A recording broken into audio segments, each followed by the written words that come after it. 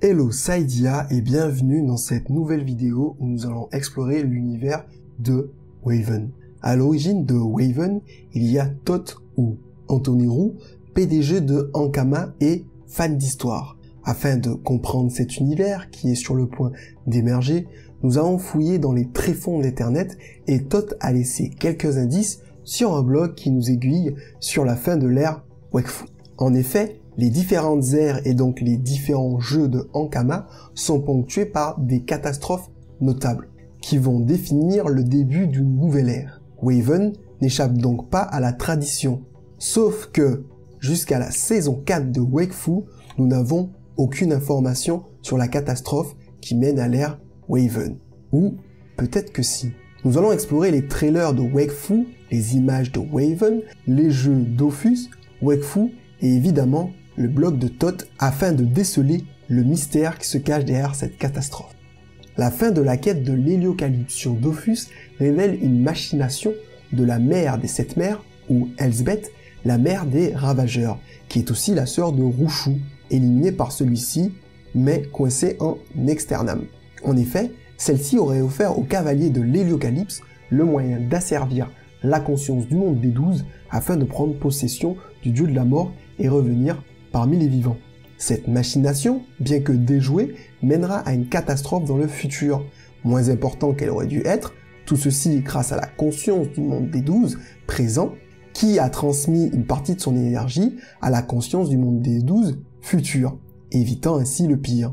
Néanmoins, la catastrophe qui mène à l'ère du Waven semble toucher toutes les époques simultanément, vu que Pandala sur Dofus et la Pandalosie sur Wakfu semblent subir des attaques similaires de type temporel. De plus, j'ai pu remarquer que des habitants issus de la choucroute avaient un impact important dans la troisième phase de cette héliocalypse, que ce soit sur Dofus ou Wakfu. De plus, dans l'ère Wakfu et Dofus, le temps et l'espace semblent changeants, des événements ne concordent plus entre eux, comme si le temps était altéré et que la réalité se distordait. Ce qui nous rappelle le trailer de la saison 4 où plusieurs temporalités semblent s'entremêler. Plusieurs destins semblent se présenter comme celui des Sadida, étrangement absent de cette saison 4, ainsi que de Waven.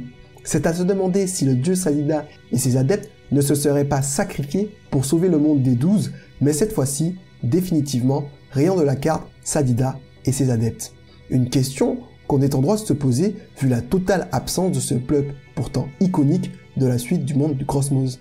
De plus, le déluge de flammes venant du ciel, aperçu dans les trailers de Wakfu, semble avoir un lien avec l'immense portail rouge que Tristopin puis Yugo adulte affrontent à différentes époques, voire différentes dimensions. En effet, l'une des particularités de Waven est l'invocation de personnages célèbres ou non du Cosmos. Or, certains de ces personnages sont morts. On pourrait mettre ça sur le dos d'une mécanique de gameplay, mais il n'en est rien. Des versions du passé, voire d'une autre dimension. En effet, la création des héliotropes n'a pas été sans problème, et on l'a dit précédemment, les événements de l'héliocalypse semblent agir sur le temps. La menace dépeinte dans le trailer de la saison 4 de Wakfu semble en tout point correspondre à une menace temporelle et dimensionnelle.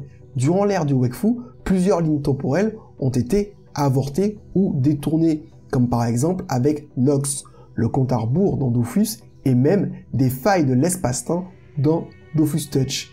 Et évidemment, avec le précédent avènement des héliotropes. Bien que leur existence ne devrait pas avoir d'impact sur le monde, on est en droit de remettre en question cette information, notamment pour Oropo, qui a été l'un des instigateurs du chaos d'Ogrest et donc à l'origine de sa propre création. Paradoxe qui ne saurait laisser intact le voile du réel.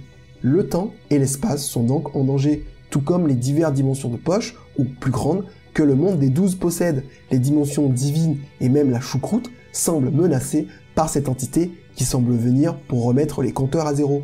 Cette menace temporelle, une fois vaincue, aurait fait tant de dégâts que le monde se retrouverait noyé, ne laissant émerger que quelques îles éparses. Mais ceci me paraît étrange. En effet, lorsqu'on regarde l'état de la planète lors des scènes de Yugo, elle semble plutôt désertique, alors que dans Waven et Dofus du futur, le monde des 12, si on peut encore l'appeler comme ça, est couvert d'eau. Mais d'où peut bien venir toute cette eau? Un début de réponse se trouve dans le trailer de Dofus Touch, où des trompes d'eau semblent vomir d'une faille de la réalité. Et la fin de la quête sur Dofus semble montrer une montée des eaux incroyable. Toute cette eau pourrait-elle venir de ce fameux portail? Et qu'en est-il d'un certain personnage, si on peut appeler ainsi, des plus importants dans l'ère Wakfu, étrangement absent des trailers? Je veux bien évidemment parler de l'Héliacube, qui reste sur le monde touche, alors que dans la saison 3, le cube ne possédant plus de structure protectrice, laissant le cœur du Mécas transformé par la magie héliatrope presque à nu. L'Héliacube, qui a été transformé en bombe, aurait fini sa vie en emportant au repos les Dofus héliatropes et la dimension de la fratrie dans une explosion gigantesque. On pourrait donc penser à raison que cette explosion de l'Héliacube et des 6 Dofus héliatropes a eu un impact sur le Cosmos, mais d'après Toth, il n'en est rien, seule la dimension de repos a été touchée. Et si cette information était à la fois vraie et fausse? Et si l'explosion avait éveillé le cœur d'Orgonax, qui se serait alors déréglé, mis en une entité primaire, se servant des Dofus héliatropes comme carburant illimité? Une entité sans but, si ce n'est la consommation de Wakfu, le changeant instinctivement en stasis, semant la mort et la destruction. Ce qui pourrait expliquer le désert dans lequel se trouve Hugo et surtout l'apparente absence des autres héliatropes originels qui auraient d'ores et déjà dû faire leur apparition, voire devraient déjà être sortis de leur œuf, vu l'âge présumé de Hugo. Une des explications serait qu'ils sont retenus par l'Héliacube, devenu incontrôlable, forcés de servir de carburant illimité et d'assister à la fin du monde. Voilà pour cette vidéo théorie sur Waven, c'est un peu un premier pas dans cet univers qui est empli de mystères et donc j'espère que ça vous aura plu. D'ailleurs, si tu as aimé, n'hésite pas à lâcher ton plus gros pouce bleu. Et sur ce, les Samas, je vous laisse avec les vidéos juste ici. N'hésite pas à t'abonner si tu veux d'autres vidéos du genre et tu sais déjà, je te dis à plus tard.